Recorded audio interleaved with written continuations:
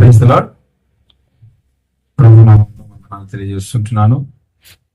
కూడించిన మీ అందరికీ మన ప్రభువును రక్షకుడైన యేసుక్రీస్తు ప్రభు నామంలో నిన్ను మనసుతో నా హృదయపూర్వక వందనాలు తెలియజేస్తుంటున్నాను. ఈ కుటుంబీకులు కూడా ప్రభు పేరట వందనాలు. అదేవిధంగా కొద్దిగా దేవుని వాక్యాన్ని మీతో పంచుకోవడానికి నాకు ఈ అవకాశం ఇచ్చినటువంటి హిర్మల్ మినిస్ట్రీస్ సేవకులైనటువంటి కరణ్ కుమార్ అన్న గారికి కూడా ప్రత్యేకమైన వందనాలు తెలియజేస్తుంటున్నాను. సరే, కొద్దిగా దేవుని వాక్యాన్ని విందాం రండి. మనందరికి తెలిసిన వాక్య భాగమే. తెస్సలోనికీయులకు రాసిన పత్రికల నుంచి కొన్ని మాటలు చదువుకొని మనము వాక్యాన్ని ధ్యానం చేసుకుందాం. అపోస్తలుడైన పౌలు గారు తెస్సలోనికీయులకు రాసిన మొదటి పత్రిక 4వ అధ్యాయము 18వ వచనం చదువుకుందాం.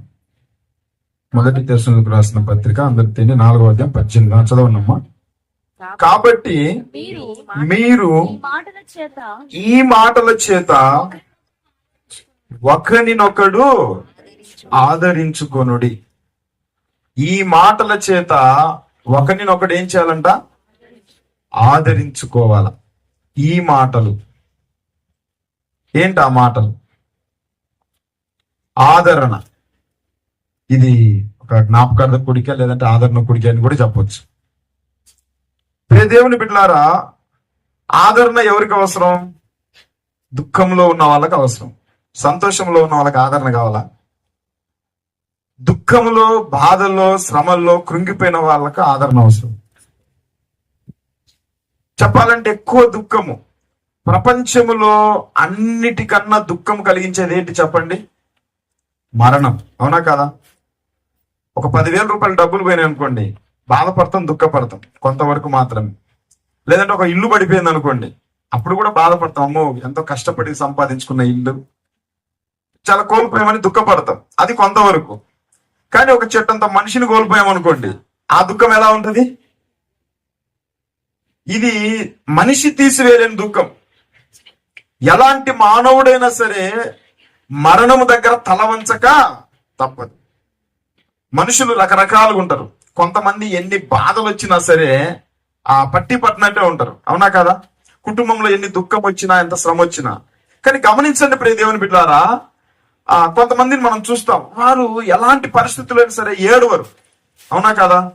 కానీ ఎంత కఠిన గుండెవాడైనా సరే, ఎవరైనా సరే ఖచ్చితంగా కన్నీళ్లు పెట్టే సందర్భం ఒకటి ఉంటది. అదేంటి చెప్పండి?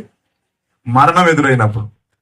ఇంట్లో ఒక భయంకరమైన మరణకరమైన సంఘటన జరిగితే ఖచ్చితంగా మనిషి చాలా దుఃఖపడతాడు. అది మనిషి తీసివేయలేని దుఃఖం. అది ఎప్పుడంటే మరణం సంభవించినప్పుడు. అవునా కదా? అయితే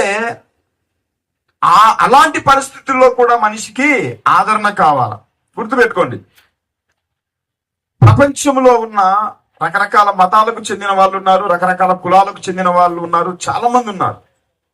కానీ మనిషిని ఎక్కడైనా మనము రికవర్ చేయొచ్చు, కానీ మరణము దగ్గర ఎవరు రికవర్ చేయలేం. ఎందుకంటే చనిపోయిన మనిషి అసలు ఆ మతి స్థిమితం లేకుండా పోతాం. ఏంటి, నిన్నటి దాకా నా కళ్ళ ముందున్న మనిషి ఏమైపోయాడు? నిన్నటి దాకా మా అమ్మ ఏమైపోయింది? మొన్న ఈ మధ్య కాలంలో మా సంఘంలో సంఘ బిడ్డలు వాళ్ళ తాతయ్య చనిపోయాడంట. ఆయనకు 70-80 సంవత్సరాలు. ఎక్కడే కూర్చున్నారు సౌందర్య. వాళ్ళ తాతయ్య చనిపోయినా కానీ విపరీతంగా ఏడుస్తా ఉన్నారు వాళ్ళు. మనకేమో ఈజీ అనిపిస్తుంది, ఏం ముసలాయన కదా, పోతే పోయినలేదు అనుకుంటాం. అవునా కదా? కానీ ఆ కుటుంబానికి తెలుసు ఆ నొప్పి, ఆ బాధ. అవునా కదమ్మా? ఎందుకంటే నిన్నటిదాకా వాళ్ళు చూపించిన ప్రేమ అవన్నీ మనం తలుచుకున్నప్పుడు అసలు కన్నీళ్ళు ఆగవన్నమాట. కాబట్టి ప్రియ దేవుని బిడ్డలారా, మనిషికి మరణకరమైన పరిస్థితి ఎదురైనప్పుడు ప్రపంచంలో ఎవరికి ఆదరణ దొరకదు. కానీ ఒక క్రైస్తవునికి, ఒక విశ్వాసికి ఖచ్చితంగా ఆదరణ దొరుకుతుంది. అది ఎక్కడ దొరుకుతుంది అంటే ఈ మాటల దగ్గర. ఇక్కడ ఏమన్నా చెప్పండి? ఈ మాటలు అన్నాడు. అవునా కదా? ఈ మాటల చేత మీరు ఒకరినొకరు ఆదరించుకొనుడి. బహుశా ఇక్కడ తల్లిగారు చనిపోయినప్పుడు కూడా సీనన్న వాళ్ళు చాలా బాధపడి ఉండొచ్చు. మేము అప్పటికి లేవు ఇక్కడ. ఎందుకంటే మీరు ఎన్ని మాటలు చెప్పండి, వాళ్ళకి ఆదరణ దొరుకుతుందా? దొరకదు. ఈ మాటలు, గాడ్స్ వర్డ్, దేవుని మాటలు. ఒక రకంగా చెప్పాలంటే దేవుని వాక్యము మనిషిని ఏం చేస్తుంది చెప్పండి? ఆదరిస్తుంది. కాబట్టి ఈరోజు ఆదరణ కలిగించే దేవుని వాక్యం. అందరు చెప్పండి ఏంటి? ఆదరణ కలిగించే దేవుని మాటలు. కీర్తన గ్రంథంలో దావీదు అంటాడు కదా, ఏమని చెప్తాడు? నీ వాక్యము నన్ను బ్రతికించి ఉన్నది, నా బాధలో ఇదే నాకు నెమ్మది కలిగించున్నది. ప్రియ దేవుని బిడ్డలారా, మరణం ఎదురైనప్పుడు నువ్వు ఎన్ని చెప్పు, అమ్మా పోయినోడు మళ్ళీ తిరిగి రాలేమ్మా, ఏదో ఒక రోజు మనం కూడా కలుసుకుంటాం, ఇవి ఎన్ని చెప్పండి ఆదరణ దొరకదు. నువ్వు దేవుని వాక్యాన్ని తీసి ఇందులో ఉన్న జీవపు మాటలు చెబితే ఖచ్చితంగా మనిషి ఏమవుతాడు చెప్పండి, ఆదరింపబడతాడు. అందుకే ఇతరులకు ఈ యొక్క ఆదరణ దొరకటం లేదు. కానీ మనకు ఆదరణ కలిగించే మాటలు దేవుడు మనకు పరిశుద్ధ గ్రంథమైన బైబిల్ ద్వారా కలిగించారు. కాబట్టి ఈ బైబిల్లో రాయబడిన మాటలు ఏంటంటే ఇవి ఆదరణ కలిగించే మాటలు. నువ్వు ఎలాంటి పరిస్థితుల్లో ఉన్నా, నువ్వు కృంగిపోయిన పరిస్థితుల్లో ఉన్నా, శ్రమల్లో, దుఃఖములో, నిస్సహాయ స్థితిలో ఉన్నా, మరణము కంటే కూడా భయంకరమైన పరిస్థితుల్లో ఉన్నా, ఎలాంటి వ్యక్తి కూడా ఈ లోకాన్ని విడిచిపెట్టి కోల్పోయిన దుఃఖకరమైన పరిస్థితుల్లో ఉన్నా సరే, ఒక విశ్వాసిగా, ఒక ప్రభుని నమ్ముకున్న వాళ్ళగా మనల్ని ఆదరించేది ఏంటి చెప్పండి, దేవుని వాక్యం. వాక్యం లేకపోతే ఈ రోజు క్రైస్తవ విశ్వాసమే లేదు. ప్రియ దేవుని బిడ్డలారా, వాక్యం మీద సంఘం కట్టకపోతే సంఘం నిలబడదు. అసలు నిలబడదా? ఖచ్చితంగా సంఘానికి పునాది ఏంటి చెప్పండి, వాక్యమే. ఎందుకంటే వాక్యం లేకపోతే ఏమీ లేదు. ఆది యందు వాక్యము ఉండెను, వాక్యము దేవుని ఎదుట, వాక్యమే దేవుడై ఉండెనని మనం యోహాను సువార్త 1:1 చూస్తాం. కాబట్టి వాక్యం మీద కట్టబడాలి. వాక్యం మనల్ని ఆదరిస్తుంది, వాక్యం మనల్ని బలపరుస్తుంది. కాబట్టి ఈ మాటలు ఏ మాటలు అంటే ఇవి చెప్పండి, ఆదరణ కలిగించే మాటలు. ఓకేనా? పౌలు గారు ఇక్కడ ఆ పారాగ్రాఫ్ అంతా 4వ అధ్యాయము 13వ వచనం నుంచి 18వ వచనం వరకు తీసుకుంటే 17వ వచనం వరకు తెలియజేశాడు. ఆ మాటలన్నీ తెలియజేశాడు. ఒక రకంగా చెప్పాలంటే మరణానికి సంబంధించిన మాటలు అవన్నీ. మరణకరమైన పరిస్థితుల్లో ఒక దేవుని బిడ్డలంగా మనం ఎలా ఉన్నామో తెలియని పరిస్థితుల్లో అవి మనకు తెలియజేస్తూ వచ్చాడు. ఆ 17వ వచనం వరకు అవన్నీ వివరించుకుంటూ వచ్చి 18వ వచనంలో ఒక పేరు పెట్టాడు దానికి, ఈ మాటల చేత. అంటే 13వ వచనం నుంచి 17వ వచనం వరకు అవన్నీ వివరిస్తూ ఈ మాటలన్నీ ఎలాంటి మాటలు తెలిసినా ఇవి మిమ్మల్ని ఆదరణ కలిగించే మాటలు. బహుశా ఆ తెస్సలోనిక సంఘస్థులు చిన్నవాటికి పెద్దవాటికి కృంగిపోతా ఉండొచ్చు, లేదంటే బహుశా మరణం ఎదురై ఉండొచ్చు అప్పటికే వాళ్ళకు. అందుకే వాళ్ళు అల్లాడిపోతా ఉన్నారు, ఏంటి ఏమైపోయింది అర్థం కాని స్థితిలో ఉన్నారు. అందుకేనేమో పౌలు గారు ఈ మాటల ద్వారా వాళ్ళని బలపరిచారు. బాధపడగాకండి, ఇవిగో ఈ మాటలు మనల్ని ఆదరిస్తాయి, ఈ మాటలు మనకు మేల్కొల్పుని కలిగిస్తాయి అన్నట్టుగా పౌలు గారు అక్కడ చక్కగా మాటలు చెప్పారు. కాబట్టి ఇప్పుడు దేవుని బిడ్డారా, అన్ని చదివి మనము వివరించడానికి సమయం సరిపోదు, కానీ క్లుప్తంగా ఒక 3-4 మాటలు చెప్తాయి. ఏంటి ఆదరణ కలిగించే మాటలు, ఆ మాటలు ఎలా ఉన్నాయి. మొదటిదిగా చూడండి, అసలు ఆదరణ కలిగించే మాటలు అంటే ఏంటయ్యా అంటే 13వ వచనం చదవండి. సహోదరులారా, నిరీక్షణ లేని ఇతరుల వలె మీరు దుఃఖపడకుండా నిమిత్తము నిద్రించుచున్న వారిని గురించి మీకు తెలియకుండా మాకు ఇష్టము లేదు. యేసు మృతి పొంది తిరిగి లేచనని మనము నమ్మినలా అదే ప్రకారము యేసునందు నిద్రించిన వారిని దేవుడు ఆయనతో కూడా వెంట పెట్టుకొని వచ్చును. అంటే ఆదరణ కలిగించే ఆ మాట ఏంటంటే ఈ 2 వచనాల్లో మనం ధ్యానిస్తే మనకు ఒక మాట అర్థమవుతుంది. ఏంటయ్యా అంటే నిరీక్షణ. ఏంటి చెప్పండి, ద హోప్. ఈ పదం ఎక్కువ ఎక్కడ ఉపయోగిస్తారు చెప్పండి, క్రైస్తవ సమాజంలో విశ్వాసుల కుటుంబాలని ఈ యొక్క పదాలు మనం వాడతాం. అవునా కదమ్మా? నిరీక్షణ అనే పేరు ఎవరికి ఉంటాయి? ఎక్కువగా సంఘంలో ఉన్న విశ్వాసులే పెట్టుకుంటారు. చాలా మంది సేవకులు కూడా నిరీక్షణ అని ఉంటారు. కొంతమంది స్త్రీలకు కూడా నిరీక్షణ అనే పేరు పెట్టుకుంటుంటారు. అవునా కదా? ద హోప్, నిరీక్షణ అనే పదము బయట ఎక్కడ కనపడదు. నువ్వు ఏ పుస్తకాల్లో చదివినా చాలా అరుదుగా కనిపిస్తుంది. పరిశుద్ధ గ్రంథమైన బైబిల్లో మనకు స్పష్టంగా తెలియజేస్తున్నాడు నిరీక్షణ కలిగించే మాట. ఇది ఏ మాట చెప్పండి, నిరీక్షణ. నిరీక్షణ అంటే ఏంటి? మనము చూడని దానినే విశ్వసించడమే నిరీక్షణ. అర్థమవుతుందమ్మా? నిరీక్షణ అంటే ఏంటి? నువ్వు ఎప్పుడు చూడలేదు దాన్ని, అయినా సరే అది ఉంది అని నమ్మడమే నిరీక్షణ. అవునా కదా? మీరు అమెరికా వెళ్ళారు ఎప్పుడైనా? అమెరికా వెళ్ళని వాళ్ళు చాలా మంది ఉన్నారు, కానీ అమెరికా ఉందా లేదా? మనం చూడకపోయినా దాన్ని నమ్ముతున్నామంటే దాని అర్థం ఏంటి? ఒక నిరీక్షణ. అయితే ఇక్కడ ఏంటంటే అమెరికా అందరికి తెలుసు, కనీసం ఇప్పుడు యూట్యూబ్ వచ్చింది కాబట్టి అందరం చూస్తానే ఉన్నాం. కానీ ఇక్కడ నిరీక్షణ అంటే ఏంటయ్యా అంటే మనము భవిష్యత్తులో ఏమి జరుగుతుందో మనకు తెలియదు, అయినా సరే దాన్ని విశ్వసించడమే నిరీక్షణ. అది ఇక్కడ పౌలు గారు చెప్తున్నాడు. ఏమంటున్నాడు ఆ నిరీక్షణ గురించిన ఆ మాటలు చూడండి. మీరు నిరీక్షణ లేని ఇతరుల వలె. అంటే ఇతరులకు ఏం లేదు చెప్పండి, నిరీక్షణ లేదు. అంటే ఇతర విశ్వాసంలో ఉన్న వాళ్ళకి నిరీక్షణ లేదు. మీకు తెలుసా, చాలా మంది చనిపోతే కొంతమంది అనుకుంటారు ఏమైపోతారు, వచ్చే జన్మలో మళ్ళా కుక్క అయిపోతారు అనుకుంటారు. కొంతమంది వచ్చే జన్మలో చేసుకున్న పనులను బట్టి, పాపాలను బట్టి రకరకాల నక్క అయిపోతారు. కొంతమంది దుమ్ములో కలిసిపోతారు. ఇంకా చెప్పాలంటే ఇంకొంచెం ముందుకెళ్తే దయ్యమై తిరుగుతారంట చనిపోయిన వాళ్ళు. అవునా కదా? ఈరోజు చాలా అవమానకరమైన మాట ఏంటంటే, చాలా మంది క్రైస్తవులకు కూడా తెలియని బుద్ధిహీనమైన ఆలోచన ఏంటి అంటే, చనిపోయిన వ్యక్తి దయ్యమై తిరుగుతుందమ్మా ఇంట్లో అంటారు. అవునా కదా? చనిపోయిన వ్యక్తి దయ్యాల భూతాలు అవుతారని బైబిల్ ఉందా? మనల్ని కూడా చాలా గుడ్డిగా నమ్మేస్తారు ప్రియ దేవుని బిడ్డలారా. అంటే మీకు కూడా నిరీక్షణ లేదని అర్థం. ఇతరుల కంటే వాళ్ళకు తెలియదు, వాళ్ళకి అర్థం కాదు. చనిపోయినోడు ఏమైనాడు అర్థం కావట్లేదు. వాడు గాల్లో కలిసిపోయినాడు ఒకడంటుడు, ఒకడు కుక్కలాగా పుడతాడని ఒకడంటుడు, లేదంటే వచ్చే జన్మలో మరొక మనిషిలాగా పుడతాడని ఒకటడు, 7 జన్మలు ఉంటాయని ఒకడంటాడు. అసలు మనిషే లేడంటాడు. కొంతమంది అయితే దేవుడు లేడు దైవం లేడంటారు, నాస్తికులు. అవునా కదా? ఎవరు చూసి వచ్చారంటారు. అవునా కదా? ఈ మధ్య చాలా మంది ఉన్నారు అట్లా. యూట్యూబ్ లో కూడా ఉన్నారు. దేవుడు ఉన్నాడు నువ్వు చూసావా, పరలోక మోక్షం ఉంది నువ్వు చూసావా, ఎన్ని బుద్ధిహీనమైన మాటలు అనుకుంటుంటారు చాలా మంది. చెప్పాలంటే బుద్ధిహీనులు ఏమనుకుంటారంట, హృదయంలో దేవుడు లేడని అనుకుంటుంటారు. ప్రియ దేవుని బిడ్డలారా, చాలా మందికి లేదు నిరీక్షణ, ఏమైపోతారో తెలియదు. కానీ క్రైస్తవులముగా ప్రభు మనకేమిచ్చాడంటే నిరీక్షణ ఇచ్చాడు. ఏంటయ్యా అంటే, చనిపోయిన మనం ఏమైతామో అనే గ్యారంటీ లేక మీరు ఇంకా ఉన్నారేమో. దయ్యాలు భూతాలైతే అనుకోమాకండి. చనిపోయిన మాణిక్యమ్మ గారు ఒకవేళ చిన్న వాళ్ళకి నిరీక్షణ లేకపోతే వాళ్ళు కూడా అనుకుంటారు, మా అమ్మ ఇక్కడే తిరుగుతుంది అని అనుకుంటారు, ఈ ఇంట్లోనే తిరుగుతుంది అనుకుంటారు కొంతమంది. అవునా కదా? ఇక్కడ ఏముండదు. మన్నైనది వెనకటి వలే మన్నైపోయిన ఆత్మ దాన్ని దయచేసిన దేవుని ఎంత ఇచ్చారు. ప్రభు ప్రియ దేవుని బిడ్డలారా, చనిపోయిన వ్యక్తి పరదేశకి వెళ్తారు ఖచ్చితంగా. ఒక రోజు వాళ్ళు మరలా మనం వాళ్ళని కలుసుకుంటాం. అది నిరీక్షణ అంటే. చూడని దానిని నమ్మడమే నిరీక్షణ. చనిపోయిన వాళ్ళు ఏమవుతారో నీకు అర్థం కాని స్థితిలో ఉన్నావా? అమ్మో ఏమైపోయి మళ్ళీ ఎప్పుడు కలుసుకుంటావో తెలియని అయోమయ స్థితిలో ఉన్నావా? నువ్వు కంగారు పడాల్సిన అవసరం లేదు. చనిపోయిన వ్యక్తి, మనం పాతి పెట్టబడిన వ్యక్తి ఒకరోజు ఖచ్చితంగా లేపబడతాడు. లేపబడిన ఒక వ్యక్తిని మరలా మనం చూస్తాం. అదే చెప్తున్నాడు, ఇతరుల వల్ల మీరు నిరీక్షణ లేకుండా ఉండమాకండి. ఏమైతుందో తెలియని పరిస్థితులు మీరు ఉండగాకండి. నమ్మండి, విశ్వసించండి. చదవండి, మరలా ఒకసారి అమ్మాట చదవండి.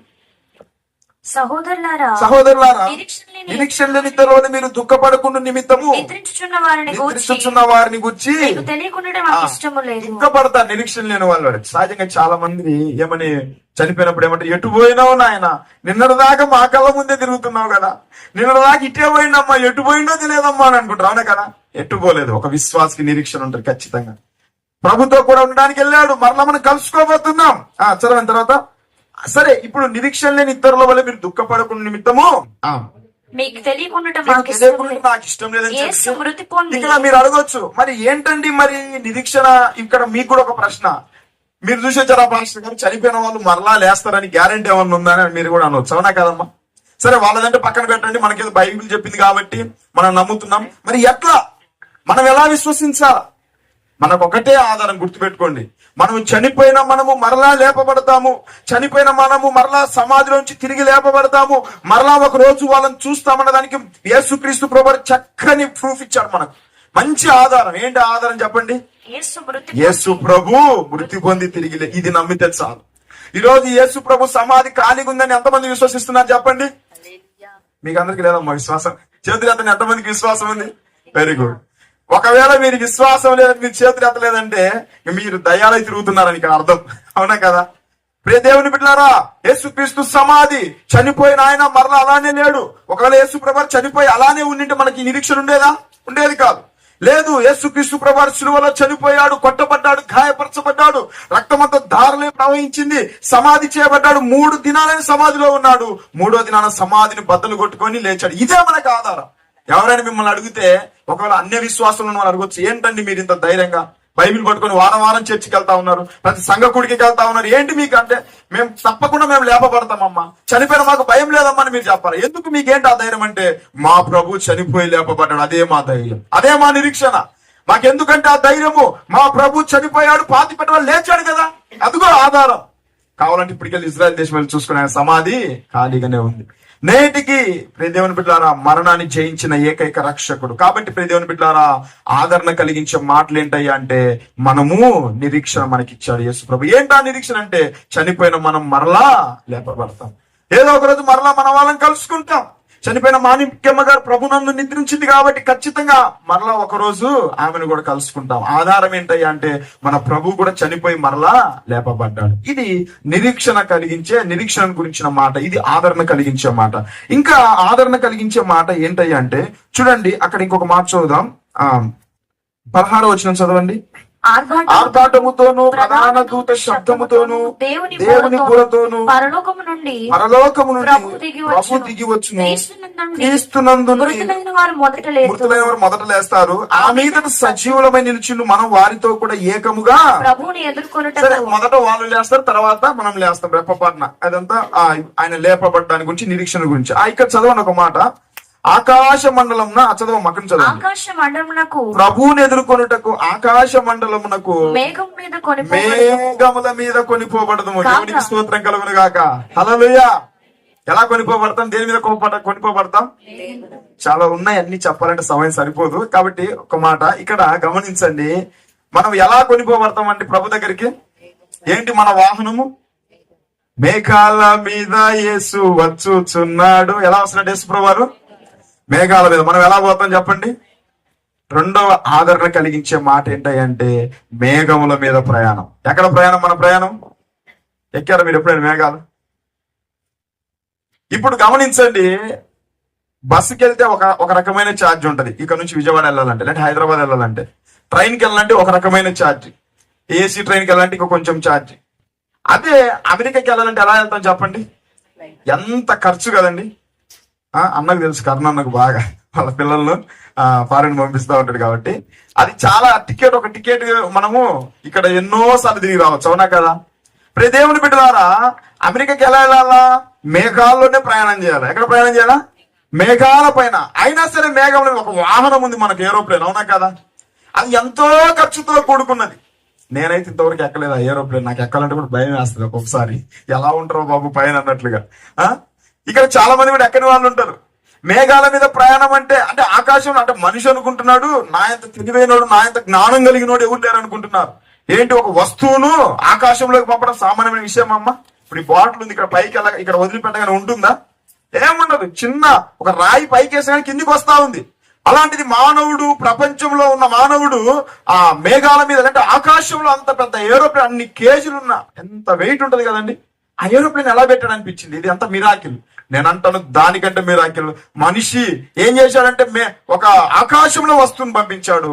కానీ మన దేవుడు, మనకున్న నిరీక్షణ ఏంటో తెలిసిన, అసలు ఆ ఏరోప్లేన్ అవసరం లేదు, మేఘాల మీదనే మన ప్రయాణం. దేవునికి స్తోత్రం కలుగును గాక. ఎక్కడ మన ప్రయాణం చెప్పండి?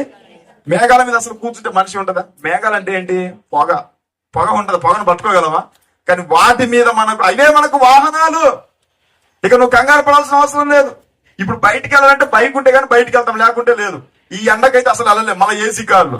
దేవుని బిడ్డారా, ఇన్ని రోజులు ఈ లోకములో సమస్యలతో ఎటు పోవాలో తెలియక అల్లాడిపోతా ఉన్నామేమో, కృంగిపోతా ఉన్నామేమో. ఏంటి ఈ విసిగిపోయిన జీవితం, ఎటు పోవాలో తెలియని జీవితం, ఈ ప్రయాణంతో నువ్వు అల్లాడిపోతా ఉన్నామేమో. ఇక నీకు ప్రభు రాకడలో ఈ వాహనాలు అవసరం లేదు. యేసు ప్రభు రాకడలో ఇవన్నీ నీకు అవసరం లేదు. మేఘాల మీద ప్రయాణం. మేఘాల మీద ప్రభు మనల్ని తీసుకొని పోతారంట. అసలు ఎంత మిరాకిల్ కదండి. అసలు ఎలా ఉంటాయో ఆ ప్రయాణం. అలా కూర్చోగానే దేవదూతల వల్ల మనకు రెక్కలు వచ్చింటాయేమో. ప్రియ దేవుని బిడ్డలారా, ఇంత గొప్ప నిరీక్షణ మాటలు ఇవి చదువుతా ఉంటే అసలు ఈ భూలోకంలో బ్రతకాలని అనిపించదు. ఖచ్చితంగా ప్రియ దేవుని బిడ్డలారా, ఆదరణ కలిగించే మాట ఏంటో తెలుసునా? ఈ రోజు వెళ్ళిపోయారు, ఎటు పోయాడండి మా వాడని మీరు కంగారు పడాల్సిన పని లేదు. ఎటు పోయింది మా అమ్మని మీరు కంగారు పడాల్సిన పని లేదు. ఏం లేదు, మేఘాల మీద పోతా ఉంటారు వాళ్ళ ప్రయాణం. ఒకరోజు మనం కూడా చనిపోయిన మనము, లేకపోతే మనం ప్రభుత్వం కూడా మేఘాల మీద వెళ్ళిపోతా ఉంటాం. ఇది మన ప్రయాణం. ఇక బస్సులు అవసరం లే, ఏరోప్లేన్ అవసరం లే. అక్కడ ఇది ఎవరికంటే రక్షించబడిన విశ్వాసం ఉంటుంది. అక్కడ సహోదరులారా అన్నాడా, లేకపోతే వేరే పదం ఏమైనా ఉపయోగించాడా? సహోదరులారా అనే పదం దేనికి వాడతారు చెప్పండి? రక్షించబడిన విశ్వాసికి సాదృశ్యం. బ్రదర్స్ అనే పదం విశ్వాసికి, యేసుక్రీస్తు రక్తములో కడగబడి పాప క్షమాపణ పొందుకున్న వ్యక్తికి మాత్రమే ఉంటుంది ఈ నిరీక్షణ. దేవుని బిడ్డ, ఇంకా నువ్వు ప్రభుని విశ్వసించకపోతే, ఇంకా ప్రభు రక్తంలో కడగబడకపోతే, యేసు ప్రభుని సొంత రక్షకుని అంగీకరించకపోతే, ఇప్పుడే ప్రభుని విశ్వసించు. ఇప్పుడే ప్రభుని హృదయంలో చేర్చుకో. యేసుక్రీస్తు శిలువ వైపు చూడు. శిలువ వైపు క్రీస్తుని చూడు. నీకు కూడా టికెట్ ఎక్కడ దొరుకుతుంది చెప్పండి? ఏరోప్లేన్ టికెట్ కాదు. ఏ టికెట్? మేఘాల మీద టికెట్. ఈ మేఘాల మీద నువ్వు కూడా ప్రయాణం చేయాలని ఆశ ఉంటే ఖచ్చితంగా ఈ రోజే ప్రభుకు మీ హృదయాన్ని ఇవ్వండి. నిరీక్షణ లేని ఇతరుల వల్ల ఉండవద్దండి. కాబట్టి ప్రియ దేవుని బిడ్డలారా, ఆదరణ కలిగించే మరొక మాట ఏంటి చెప్పండి? మేఘాల మీద. ఒకటేమో నిరీక్షణను గుర్చిన మాట, రెండోది మేఘాల మీద ప్రయాణం. ఇంకో మాట చెప్పి నేను ముగిస్తాను చూడండి. మొదటి దశలోకి రాసిన పత్రిక అక్కడే 17వ వచనం చదవండి. అక్కడి నుంచి కంటిన్యూ చేయండి. కాగా మనము సదాకాలము ప్రభుత్వం కూడా ఉందుము. కాబట్టి ఈ మాటల చేత మీరు ఏం చేయాలంట? మూడో మాట ఏంటి చెప్పండి? సదాకాలము ఎవరితో ఉంటాము? ప్రభుతో కూడా ఉంటాం అని చెప్పి ఈ మాటల చేత మీరు ఒకరినొకరు ఏం చేయాలంట? అది సదాకాలం ప్రభుతో ఉండుట. ఇది కూడా చాలా ఆదరణ కలిగించే మాట. చదివారు ఎప్పుడైనా మీరు? సదాకాలం అని పాట పాడతాం కానీ దాన్ని అనుభవించారు ఎప్పుడైనా? ఎటర్నల్ లైఫ్, సదాకాలము. ఇప్పుడు ఈ భూలోకానికి వచ్చాం, ఎన్ని రోజులు ఉంటాం? 50 సంవత్సరాలు, 60 సంవత్సరాలు, 70, మహా అయితే 100 లోపే. అవునా కదా? ఒక ఉద్యోగం వచ్చింది, ఎన్ని రోజులు ఉంటదండి? జీవితాంతం ఉంటుందా? చచ్చిపోయేదాకా ఉంటుందా ఉద్యోగం? ఖచ్చితంగా రిటైర్మెంట్ ఉంటుందా లేదా ఉద్యోగానికి? ఒక పదవి వచ్చింది, పదవికి రిటైర్మెంట్ ఉంటుందా లేదా? అసలు గ్యారెంటీ లేదు ఇప్పుడు వచ్చిన పదవులకు. ముఖ్యమంత్రి ఏంటంటే 4-5 సంవత్సరాలు అయిపోయిందంటే అయిపోతాడు. ఈ లోకంలో ఎక్కడే కానీ నువ్వు శాశ్వతంగా ఉండవు. పుట్టిన నువ్వు ఎప్పుడు ఒకేలాగా ఉండవు. కానీ యేసుక్రీస్తుతో మాత్రం ఎలా ఉంటాం చెప్పండి? సదాకాలము, ఎప్పుడు యుగ యుగాలు ప్రభుత్వం ఉంటాం. మీరు మన కంగారు పడాల్సిన పనే లేదు. ప్రియ దేవుని బిడ్డారా, ఏంటి నా శరీరం ఇలా అయిపోతా ఉంది? అమ్మో, మనము మీరు ఒకసారి ఒక 2-3 సంవత్సరాల కిందట మీ ఫోటోలు చూసుకోండి, ఎలా ఉంటాయి? చాలా యవనప్రాయంగా ఉంటాయి. ఒక 10 సంవత్సరాలు దాటి వస్తే మళ్ళీ కొంచెం ముసలోళం అయిపోయింటాయి. ఏంటి ఈ జీవితం అనిపిస్తా ఉంటది. మారుతా ఉంటాం. అంతే కాకుండా ఈ లోకంలో ప్రయాణం కొద్ది రోజులు అక్కడ, కొద్ది రోజులు ఇక్కడ, అలా అలా తిరుగుతూ ఉంటాయి. దేనికి శాశ్వతం లేదు ప్రియ దేవుని బిడ్డారా. దేవునికి గ్యారెంటీ లేదు ఈ లోకంలో. ఏ పదవికి, ఏ పోస్టుకు, ఏ వయసుకు, ఏ ఆయుష్ కూడా గ్యారెంటీ లేదు. కానీ మనం కన్ను మూస్తే ప్రభుతో కూడా ఉంటాం. యేసు ప్రభుతో ఎన్ని సంవత్సరాలు ఉంటాం? 2 సంవత్సరాలా? 10 సంవత్సరాలా? యుగ యుగాలు. ఇక లేదు, అంతమే లేదు.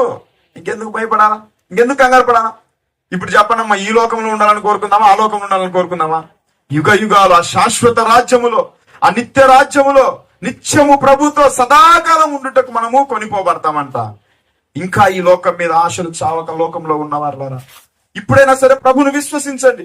శాశ్వతమైంది ఆలోకము, శాశ్వతమైంది పరలోకము. అది ఎప్పుడు చెదిరిపోనిది, అది దేవుని చేత కట్టబడుచున్నది ఆలోకము. ఆలోకానికి మీరు వెళ్ళాలంటే ప్రభుకు మీ హృదయం ఇవ్వాలా, యేసు ప్రభుకు మీ హృదయంలో చోటు ఇవ్వాలా. ఈరోజు మాణిక్యమ్మ గారి గురించి మీరు కూడా కంగారు పడాల్సిన పని లేదు. ఆమె సదాకాలం ప్రభుత్వం ఉండడానికి వెళ్ళిపోయింది. ఇక్కడ మహా అయితే 50 సంవత్సరాలు, 60-70 సంవత్సరాలు ఉంటుంది పిల్లలతో, అంతే. కానీ నిత్యము ప్రభుతో ఉండడానికి ఆమె కొనిపోబడింది. ఈ లోకంలో ఉన్న మనము కూడా ఈ లోకంలో కొద్ది కాలమే, యుగ యుగాలు శాశ్వతం ప్రభుతో ఉండడానికి మనము సిద్ధపడాలా. ఈ మాటలు ఇవి ఆదరణ కలిగించే మాటలా కాదా? ప్రపంచంలో ఎక్కడైనా దొరుకుతాయా? మీరు ఏదైనా దేవాలయానికి వెళ్ళండి, ఈ మాటలు చెప్తారా? పోయినోడు మరలా పుట్టినోడు గిట్టక తప్పదంటారు. అవునా కదా? పుట్టినోడు గిట్టక తప్పదని పాటలు పెడతా ఉంటారు. మీరు ఎక్కడికైనా వెళ్ళండి, ఏమైతుందో వాళ్ళకి అర్థం కాదు. కానీ ఈ మాటలు జీవం కలిగిన మాటలు, వెలిగించే మాటలు, ప్రపంచాన్ని వెలిగించే మాటలు. మరణం గురించి ప్రపంచం అంతా ఏమైపోతుందో తెలియని స్థితిలో మరణానికి సమాధానం చెప్పిన మాటలు. అంతేకాదు, మరణాన్ని జయించాడు యేసు ప్రభు వారు. కొరింథీ పత్రికలో చెప్పినట్టుగా, ఓ మరణమా నీ విజయం ఎక్కడ, ఓ మరణమా నీ ముళ్ళెక్కడ? మరణముకున్న బలము పాపమే, దాన్ని జయించిన యేసు ప్రభుకు విజయాన్ని మనకు అనుగ్రహించిన దేవునికి స్తోత్రం కలుగును గాక అని పౌలు గారు చెప్తా ఉంటాడు. కాబట్టి ఆదరణ కలిగించే ఈ మాటల చేత మీరు ఒకరినొకరు ఏం చేయమంటున్నాడు? ఆదరించుకోవాలి. ఆదరణ కలిగించే మాటలు ఏంటి చెప్పండి? ఒకటి నిరీక్షణ గురించిన మాటలు, అంతేకాదు మేఘాల మీద ప్రయాణము, అంతేకాదు సదాకాలం ప్రభుతో ఉండుట. ఈ మాటలు నీ హృదయంలో నువ్వు నిజంగా అనుభవించుకుంటే ఈ లోకాన్ని పూర్తిగా మనం పక్కన పెడతాము, ప్రభు కొరకు జీవిస్తాం. ఈ విధంగా నువ్వు ఉండాలంటే, ఇంకా ప్రభుని ఎరగని వాళ్ళు ఉంటే మీ హృదయాలు ప్రభుకి ఇవ్వండి. ప్రభుతో కూడా నిత్యం ఆయనతో ఉండడానికి సిద్ధపడండి. అట్టి కృప దేవుడు ఇక్కడ ఉన్న మీకు అందరికీ అనుగ్రహించునుగాక. చిన్న ప్రార్థన చేసుకుందాం. మహాపరిశుద్ధుడా, నీకు స్తోత్రాలు ప్రభా. ఈ దినం నాయన ఇక్కడ మీరు జరిగించిన ఈ యొక్క జ్ఞాపకార్థ కూడికను బట్టి నీకు స్తోత్రాలు. ఇంతవరకు చక్కగా పాటల ద్వారా మీరు మహిమ పొందిన విధానాన్ని బట్టి నీకు స్తోత్రాలు. అదేవిధంగా వాక్యం ద్వారా మీరు మాట్లాడుతూ వచ్చిన ప్రతి మాటను బట్టి నీకు స్తోత్రాలు. ఆదరణ కలిగించే విలువైన మాటలు మీరు మాకు అందించారు. మేమందరం కూడా నిరీక్షణ లేని ఇతరుల వల్లే కాకుండా నిరీక్షణ కలిగి, నా ప్రభా, ఏదో ఒక రోజు నేను తప్పకుండా ఎదుర్కొంటాం. చనిపోయిన వారు ఏమైపోతారనే నిరీక్షణ లేకుండా, నా ప్రభా, అలాంటి నిరీక్షణ కాదు, కానీ ఖచ్చితంగా వాళ్ళు మేము చూస్తామని నిరీక్షణ కలిగి ఉండటం సహాయాన్ని దయచేయండి. అంతేకాదు మేఘాల మీద మా ప్రయాణం ప్రభా, అంతేకాదు సదాకాలం నీతో ఉండాల ప్రభా. ఇలాంటి నిరీక్షణ కలిగి నిత్యము నీతో ఉంటున్నా ప్రభా. ఈ మాటల ద్వారా మమ్మల్ని బలపరిచి కుటుంబాన్ని కూడా ఆదరించమని, ఇంతవన్న వాక్యం ప్రతి బిడ్డ హృదయం ఫలింపచేయమని వేడుకుంటూ యేసుక్రీస్తు వారి పరిశుద్ధమైన శ్రేష్టమైన నామంలో అడిగి వేడుకొని స్తుతించి ప్రార్థిస్తుంటున్నాను తండ్రి. ఆమేన్.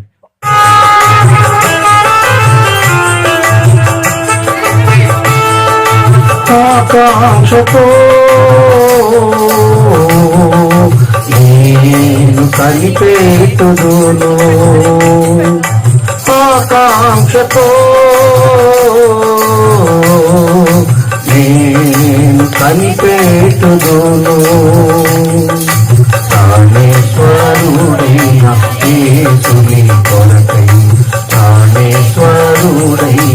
యేసుని కొరకై ఆకాంక్షతో నేను కనిపెట్టుదును.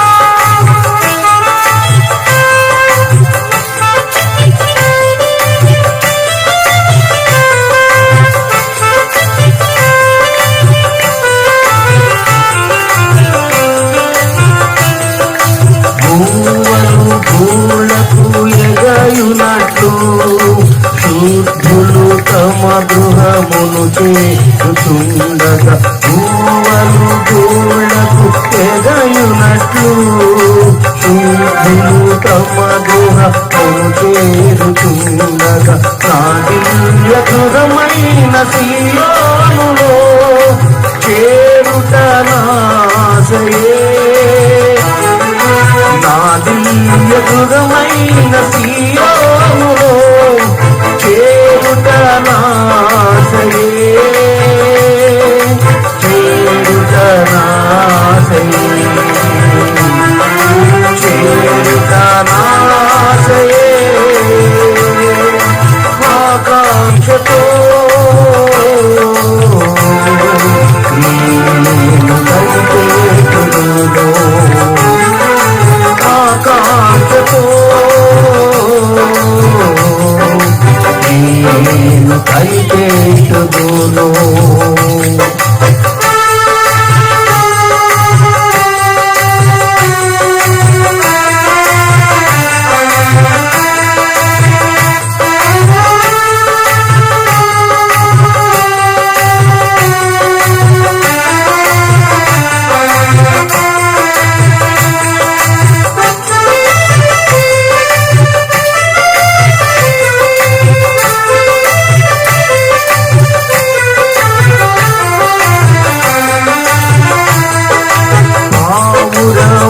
ఇతర పక్షులెల్లాను దుఃఖరావం అనుదినం చేయునట్లు పావురము ఇతర పక్షులెల్లాను దుఃఖరావం అనుదినం చేయునట్లు దేహ విమోచనము కొరకై నేను మూలుగుచున్నాను సదా.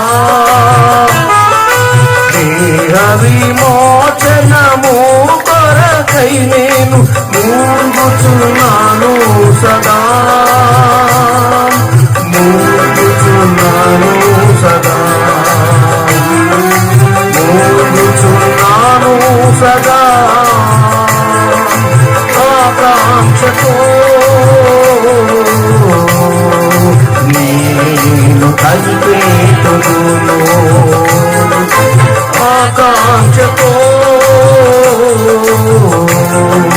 నేను కనిపెట్టుదును. ప్రాణేశ్వరుడైన యేసుని